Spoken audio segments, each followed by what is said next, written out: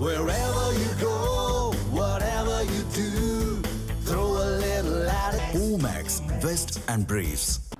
வினோத், செந்தில் பாலாஜி 3வது நாளாக ஆஜராகியுள்ளார். இது குறித்து விரிவான தகவலை பகிருங்கள். வணக்கம். தாவேகா எம்எல்ஏ பேரம் விவகாரத்தில் முன்னாள் அமைச்சர் செந்தில் பாலாஜி தற்போது திருவல்லிக்கேணி காவல் நிலையத்தில் கையெழுத்து இடுவதற்காக ஆஜராகி இருக்கிறார். தாவேகா எம்எல்ஏ பேரம் விவகாரம் தொடர்பாக கிருஷ்ணகிரி மாவட்டம் ஊத்தங்கரை தொகுதி எம்எல்ஏ இளையராஜா கொடுத்த புகாரின் அடிப்படையில் இதுவரை 14 பேர் கைது செய்யப்பட்டு சிறையில் அடைக்கப்பட்டிருக்கிறார்கள். அவர்களிடம் நடத்தப்பட்ட விசாரணையில் செந்தில் பாலாஜி மற்றும் அவரது சகோதரர் அசோக்குமார் உள்ளிட்டோருக்கு தொடர்பு இருப்பதாக அவர்கள் வாக்குமூலம் அளித்த நிலையில் இவர்களை விசாரிக்க வேண்டும் என காவல்துறையினர் தொடர்ந்து மும்முரமாக தீவிரம் காட்டி வந்திருந்தார்கள். குறிப்பாக அவர்களை கைது செய்வதற்கு கூட காவல்துறையினர் தொடர்ந்து அந்த பணியில் ஈடுபட்டிருந்தார்கள். அவர்கள் அதற்கு முன்பாகவே முன்ஜாமீன் அவர்கள் நீதிமன்றத்தை நாடி முன்ஜாமீன் பெற்றிருந்தார்கள். அந்த முன்ஜாமீன் தான் உயர்நீதிமன்றம் ஒரு கருத்து தெரிவித்திருந்தது. குறிப்பாக 15 நாட்களுக்கு இருவரும் காலை மாற என இருவருமே திருவல்லிக்கேணி காவல் நிலையத்தில் ஆஜராகி கையெழுத்து இட வேண்டும் என தெரிவித்திருந்தார்கள்.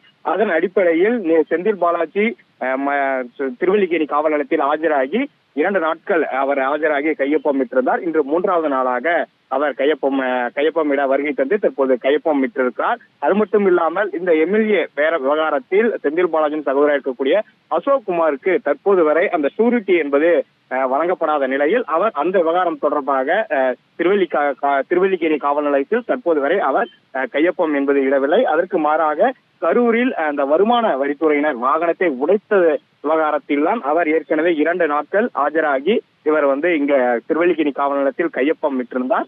இந்த சூழ்நிலை தான் இன்று அவர் அந்த தாவேகா பேரம் விவகாரம் தொடர்பாக சூரிட்டி சமைப்பதற்காக செந்தில் பாலாஜியின் சகோதரர் அசோக்குமார் உயர்நீதிமன்றத்துக்கு சென்றிருக்கக்கூடிய சூழ்நிலையில அவர் இன்று அந்த கரூர் அந்த வருமான வரித்துறையினர் வாகனத்தை உடைத்த விவகாரத்தில் கையொப்பம் விட அவர் ஆஜராகவில்லை என்று அவர் தரப்பிலிருந்து சொல்லப்படுகிறது.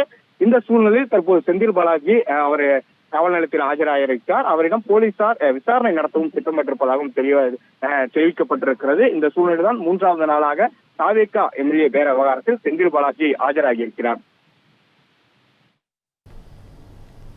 தகவலுக்கு நன்றி வினோத். இந்த மாதிரி யூஸ்ஃபுல்லான இன்ஃபர்மேஷன்ஸை தெரிஞ்சுக்க தமிழ் ஜனம் சேனலை சப்ஸ்கிரைப்